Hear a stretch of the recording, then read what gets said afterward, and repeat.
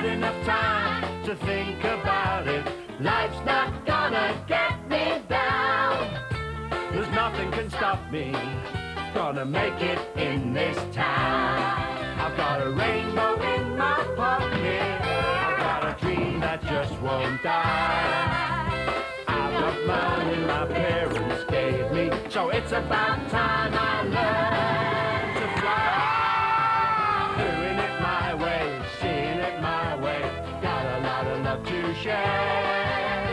Life's a big banana sandwich. I haven't got a care. The all-new Alexei Sayle Show. Would you like to try some pommes frites, French fried potatoes? They're terribly nice. I love feeding the ducks in the park. You know, when I was a kid, you could leave your key in the lock and somebody'd break in and steal everything. Also, when I was a kid, we had to make our own entertainment. What we'd do was, we'd commission some script ideas from Los Angeles-based writers, secure finance through a front-end loaded distribution deal, make a 35mm film with stereo sound, watch it in the front room, fast-forward the boring bit and walk in and out talking. But kids today, you know, I can't believe that's not butter. I think I've got the same disease that Princess Diana's got, you know, that bulimia. Because every time I have 30 pints, I throw up.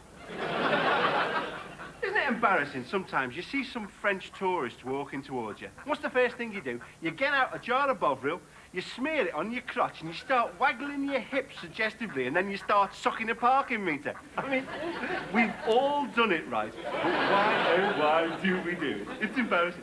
Or, you know, you take a party of Boy Scouts to the Strangers' Gallery at Parliament, right? As soon as the speaker comes in, you jump up, shout, "Hello, Mr. Popeye, come and sit on my Mars bar." I mean, we've all done it, right? But why, oh, why do we do it? Guys, you see a pretty girl, right? What's the first thing you do? You start snuffling like a pig, you do a backflip, and you join the Polish Air Force. I mean, we've all done it, right? But why, oh, why do we do it? I mean, it's embarrassing. I mean, we're crazy, but we keep on doing these things.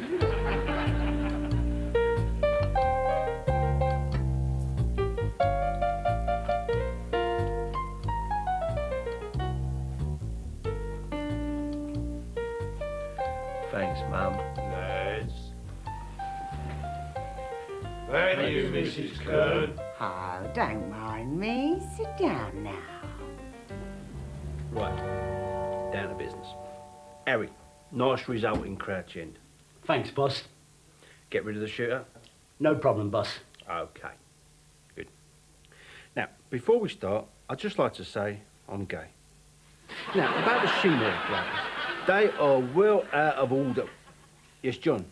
Sorry, boss, just want to check something. When you say gay, do you mean that you're happy with the way things are going? No, I can see how that can cause confusion, but no, I am a homosexual. Yeah, I've left Maureen and the kids.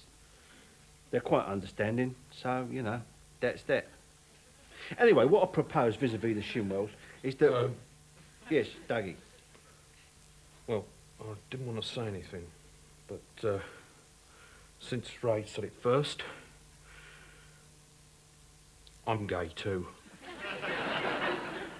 God, that's such a relief. Right, well done, Dougie. Anyway, as I was saying, excuse me. I just wonder if you could fill me in about this homosexual thing. Now, that's when you fancy blokes instead of birds, right? That's right. Right, no, that's me as well, because I'm going out with Joe here. Right, now, gentlemen. I like art. You know, the arts, ballet especially. What? But I'm not gay. Right, if we can just get on with the meeting. Actually, I am gay. Obviously, what's the point trying to cover it up? Eh? Oh, look, can we just forget about all this? I mean, this meeting is a complete shambles. I mean, we're not getting anywhere, are we? Let's go down the club, get a few drinks in. Yeah. All right, meeting adjourned.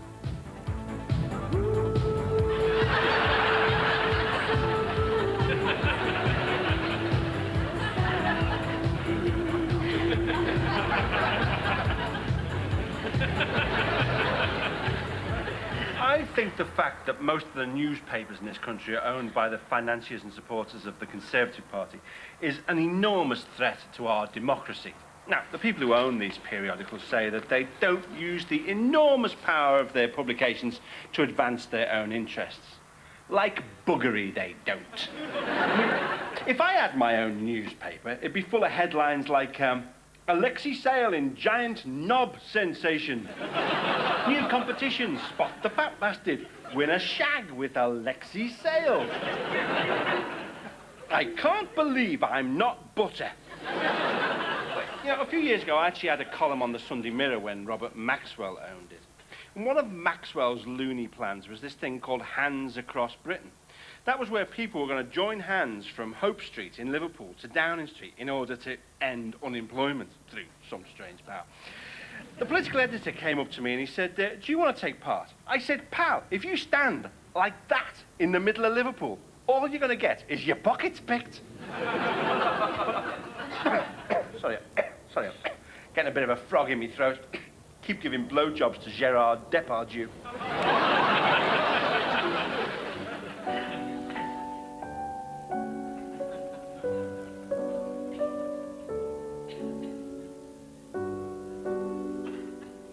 You're looking a bit pale. Yes, I'm out of sorts. Don't tell me you're out of sorts again. You only got some last week. No, I mean I need tuning up in the well-being department. I need to lose a few pounds. Then let's get physical. And up and down and push and lower and up and down and there.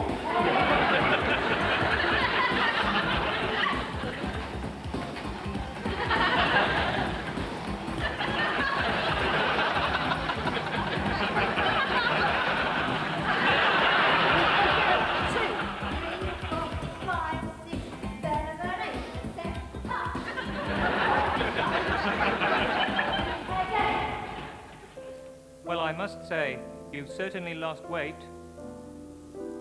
Bill?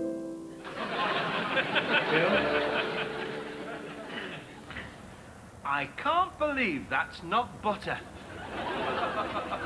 You know, a few years ago, the political and economic situation in Britain was very, very bad. So bad we thought it couldn't get any worse. Anyway, all the time we used to have these demos, you know, because of the situation. I was on this one particular demo, wandering through the streets, shouting, but with a load of people for a change. But suddenly, the solution to all our problems came to me. I thought, I know, I'll kill Margaret Thatcher. Now, I know you're sitting there and you're thinking, but Lex, assassination is merely a nihilistic act which strikes at one representative of a bourgeois state. There's nothing to advance dictatorship and proletariat. Well, it's worth trying it, eh? Give it a whirl. So first of all, I tried to kill her quite subtly, and what I did was, I got a bottle of bleach and I sent it to her through the post, but I crossed off the warning about not drinking it. She was too clever for me. Quick as a flash, she wrote the warning back on. So finally, in desperation, I read about these Japanese suicide pilots during the war, kamikaze pilots. Unfortunately, though, I couldn't get a Zero fighter. The best I could do was an S-Reg Toyota Corolla. So there I am. I'm driving down Whitehall, headband on, glass of sake, samurai sword, well, Stanley knife. Driving down Whitehall, I'm going, banzai! Salesman sitting next to me. It's a test drive. Here this is Downing Street, right? Now, the thing about Japanese cars is they're not made using welding, they're made using origami, right? The production line worker sits there in Kyoto with a giant paper-thin sheet of metal. A bell rings, he goes, and there's a Honda Civic, right? So we turn to Downing Street, we hit the barriers at Downing Street, the car just rips open, the salesman goes flying through the air one way, going, yeah, she's got a sunroof, yeah. I go the other way, right? I land splat right on Margaret Thatcher. I think, right, I won't kill her. What I'll do is, I'll make some demands, I'll hold her hostage. So there I am, right? Got hold of Margaret Thatcher. I whips out me Swiss Army penknife and holds it at her throat. Well, I holds the can opener at her throat. I'm going, bastard. I get out the device for getting stones out of horses' hoovers. I get out the knife. I hold it at her throat. I say, all right, I'm going to kill her if you don't give in to my demands, right? I want more money for the National Health Service. I want greater accountability of the police. I want a set of bone-handled steak knives. I want a pink fluffy hippo with a cute smile into his cute pink fluffy hippo. Finally got rid of her for a bag of balloons and a pencil. I can't read this. Oh no! By putting on my magic glasses, I've turned from tough, decisive Alexei Sayle into gibbering jellyfish like John Smith, man. I'm off to the shops. Do we need any onions? Well, I don't know. That could be a problem. Oh, what's the matter now? Well, I mean, in a democracy, yes, we do need them, but they can cause a lot of trouble. John, do we or do we not need onions? Oh, onions! I thought you said unions. Do we? Well, I suppose in a democracy, yes, we do need them, but they can cause a lot of trouble. They're quite spicy. Oh, must the Major have any onions? I don't know, really. I mean, they're not quite... They make you cry. All right, we had a technical breakdown. Where's that bloody warm-up man? Where's Bobby Chariot? All right, then, I'm Bobby Chariot, top warm-up man. Here, how you diddling?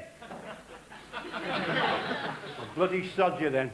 All right, I'm the warm-up man, right? I'm here to keep you laughing through all the technical breakdowns, you know, keep you laughing while the star's finished snorting caviar or whatever he's doing, you know. I'm a top comedian myself, actually. Got my own show on Radio Middlesbrough. Chariots of Fun, it's called. Anyway, right, I'm going to tell you... Oh, mate, don't have the chopped Zambezi in the canteen. It's a killer. Oh, God. Anyway, right, mate, going to tell you a joke as there's a bit of a technical breakdown, you know. My wife came home the other day, right, and she said, Bobby, I've won the pools. Pack your bags. I said, great. She'll have packed winter clothes or summer clothes. She said, pack both and bugger off. She did, actually. Kicked me out, my wife, you know, separated me from my kids and that, you know, so I'm a bit depressed. I'm sleeping in my Jag now, you know, and I'm on pills for my nerves, and I'm very depressed, you know, with everything. I mean, you'd be depressed if you were sleeping in your Jag with an indicator stalk in your ear all night, you know. Bobby, we're ready to roll. Oh, OK. All right, then. Well, they're ready upstairs for us now, and they've got some great sketches for us now, and I don't bleed and think. When I was a kid, a lot of the map of the world was pink. That's because I'd spilt Ribena on it. But a lot of the world did belong to the British Empire. And after the empire broke up, a lot of the countries within it actually split up themselves or changed their names. Tanganyika and Zanzibar joined together and became Tanzania. The Gold Coast was renamed Ghana. And northern and southern Rhodesia split up. One half became Zimbabwe, and the other half became Fat Larry's band. It got a big hit in 1979 with Zoom, which was #1 all over the world. But as a British lefty, I suffer tremendous guilt for the atrocities committed by the British Empire. You know, I might be in a curry restaurant and I'll say to the waiter, well, I'll have tandoori chicken, pilau rice, an onion bhaji, and look, I'm really, really sorry about the Amritsar massacre of 1919. And he's going, that's all right, mate. I'm from Wolverhampton. But I do hold you personally responsible for Tom O'Connor, though. And a lot of my Scottish friends, they actually try and blame me for atrocities that the English committed, you know. Like we'll be driving through the Highlands and they'll go, see that glen there? That's where the English put to the sword 200 men, women and bones. Ah! I think it's a bit strong trying to blame me for that. I mean, my ancestors were in a Jewish ghetto in Latvia at the time of Culloden. I mean, as far as I know, the Duke of Cumberland didn't have a regiment of the King's own Highland Hebrews with him. It's good, this show, isn't it? It's both educational and entertaining, just like a Bruce Willis film. Now at last, TV Disc presents a unique chance to discover a world of music. Together for the first time in one collection, every song ever recorded. Where were you when you first heard this? And remember this?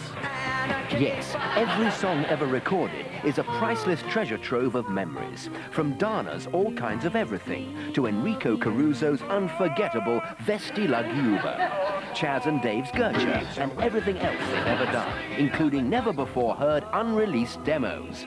Frank Sinatra's I've Got You Under My Skin, Sandy Shaw's Puppet on a String, Fulham Fallout by The Lurkers, River Deep Mountain High by Ike and Tina Turner. Yes, this really is the most comprehensive collection of music ever released. Every song ever recorded is available on 10,000 albums, 7,000 cassettes, or 1 CD for only $9.99.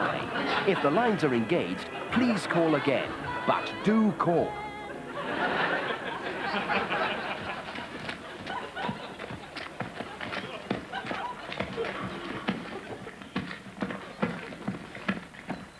I'm not in a marathon or anything. I've just got weird friends. You know, I've just started marketing my own brand of shampoo. It's called Alexei Sayle's Wash and Go Bald. See, that's not true. It's just a joke. I'm always telling jokes. I think it's a way of attracting attention. Hey, missus! Hey, you! Hey, look at me! Look at me, you! Hey! So's that. It's a degrading business, this, isn't it? Comedy, you know, dressing up in stupid suits and running about. I mean, are you laughing at me or with me? I mean, they laughed at Arthur Asking, and history has proved them wrong. Oh, my God. You're not laughing at all. Look, hey, look at me, look, funny man. Oh, funny man. Laugh at me. Hello. I am not a free man. I am a number. Men are terribly funny about sex and their sexual organs, aren't they? I had this friend who had a musical willy, and he never let me hear the end of it. A lot of young men have fantasies, don't they? Like Summer of 42 fantasies, where they meet an older woman and over one sultry summer, she makes them a man. I met an older woman, and over one sultry summer, she made me a pot noodle. But the old have so much to teach us, don't they? My grandmother was full of wise sayings. Never trust German foreign policy in the Balkans, she used to say. And she used to say, oh, the Lord giveth and the Chinese take away. And she used to say, a single point of light emanating from a source is not distributed over finite volumes, but exists in a cyclical quotient. So wise. Still not convinced? Then let the Osmonds persuade you in their own inimitable way. Also including David Bowie's Life on Mars, Ambrose and his orchestra's Gentle Springtime, the Dublin Christmas. I've got one of those waste disposal things here in my kitchen. And people say that you should never, ever, ever run your waste disposal without first turning on the cold water tap and keeping the water running through it. That's what they say. Never, ever, ever run your waste disposal without having water running through. I've always wondered what would happen if you didn't do that. So one afternoon, that's what I did. I turned on my waste disposal, but I didn't turn on the tap. The next day, the Gulf War started.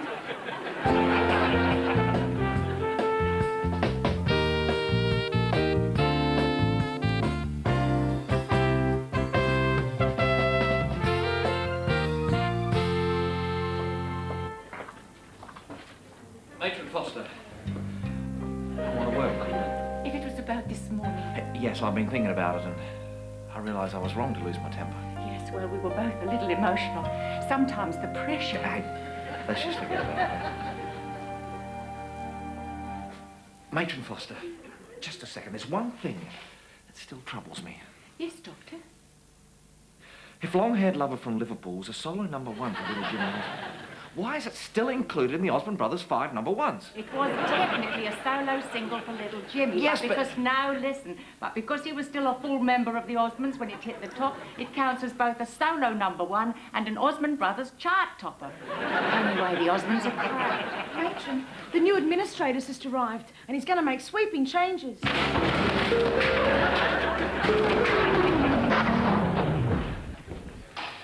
I mean, you know, when, like, somebody goes to church and they talk to God, that's called praying, right? But when, say, a person like me just happens to be in Sainsbury's car park and God talks to them, right? tells them to take his trousers down. That's called indecent exposure. Bobby, we're on a break. Oh, all right then. All right.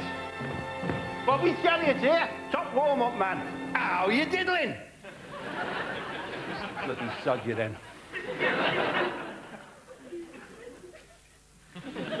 Here, who wants to see a photo of my whippets? Lovely dogs they are, absolutely lovely dogs. And we're back. Oh, shit. I hate zoos. I did used to spend a lot of time at the zoo myself, though, as an outpatient. But I think they're completely wrong. I think they're just prisons for animals, you know. I mean, what did these creatures do to get put behind bars? I say, free the rhinoceros 7, free the penguin pool 28, free the rabbit hutch 10, no, 11, no, 12, no, 13. People say in defense of zoos, well, it's the only chance the kiddies will get to see a tiger. So bleeding what? People who live in Croydon have got no right to see a tiger, any more than people who live in Kenya have got a right to see a Chelsea pensioner. Yes, well, we had to round up all the veterans in Nairobi and put them in a cage, because it was the only chance the kiddies would get to see an old git in a red suit.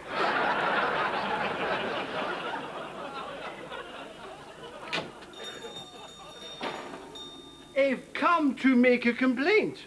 Excuse me, miss. I'm sorry, did you say miss?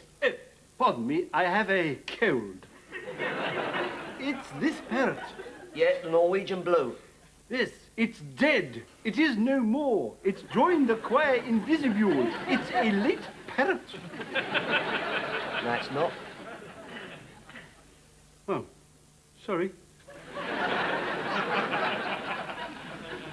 If you find yourself in the foyer of a large institution, a university students' union perhaps, or a gentleman's club, they always have one of those pigeonhole things, a series of boxes, each with a letter of the alphabet above it. Into each box goes the mail for any member of the institution whose surname begins with that letter. Now, wherever I am in the world, whenever I see one of these mailbox pigeonhole things, I always look under S to see if there's any post for me. A little joke, I suppose. About a year ago, I happened completely by chance to be in a further education college in Aberdeen. Nobody knew I was there, and I'd never been there before in my life. I looked in the pigeonhole thing under S, and there was an envelope addressed to me at that college in Aberdeen, where I'd never been before. With trembling fingers, I ripped it open. Inside was a letter, written in blood on faded parchment. It said, "Dear Mr. Sayle, you have just won the chance to be entered in the £1 Million Reader's Digest prize draw." I'm actually dyslexic, so I had a misspelt childhood. But it's not the meaning. Sorry, mate, you wouldn't have 20 pence on you, would you? Yeah, okay, there you go. Oh, thanks, mate. You wouldn't have a cigarette? A cigarette? Yeah. Would you have a packet of Murray Mints? I like Murray Mints. Murray Mints. Yeah, there you are. Oh, you're a saviour. You wouldn't have the 1962 Ryder Rovers annual, would you, mate? Yeah, there you go. Cheers. Would you have one of them things that they put under sheep? That? Nah, wrong grip. Oh, tar, mate. You wouldn't have a Feasel gird? Oh, I'm sorry, mate. I gave the last one to that bloke over there. I'm really sorry. Cheap bastard. Can we get the writers in to fix this? And in the meantime, where is the warm-up man? Yeah, I've been suffering from terrible depressions, you know, mate. Yeah, I'm on pills for me nerves, you know, yeah. But I've also been having this electroconvulsive shock therapy, you know. Yeah, it's banned in a lot of countries, but I think it's been doing me some good, you know. Mind you, now, the only trouble is, every time I see a pop-up toaster, I get sexually excited. Let's run some film, shall we? It's terrible, me going round rumbelows, I'll tell you. One of the things I hate is comedians who hang about year after year telling the same jokes year in, year out. See, comedy's for the young people, young ideas. You won't catch me hanging about telling the same jokes, stopping young comedians coming up. I'll be happy to step aside. And, what was I saying? I'll be happy to step Look, aside. it's Alexei Sayle. Wow, it's weird, isn't it? Even though he does all this comedy stuff, he'll always just be known as Mr. Whitney Houston. Oh, great bottom. I love the energy in this. And this week's winners of Have I Got News for You are Ian and Anne, who have a flaccid six...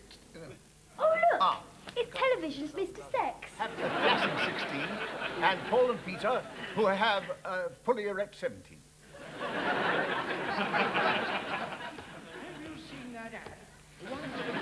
The man comes in and says, I want an account. And the truth is, he's already got an account. Right. My name's... Sir Ben Elton, ladies and gentlemen. Oh, Christ, 20 years of a Labour government. Who'd have thought it, eh? Anyway, you know what it's like when the warp mechanism doesn't work on your hover car, eh? Eh? Yeah, you've been there. Hello, Alexei. God? Yes, it's God. Feel a bit stupid, do we, Mr. Atheist? Yes. Sorry, didn't catch that. Yes. Right now, tell us a joke and you can come in. Funny man.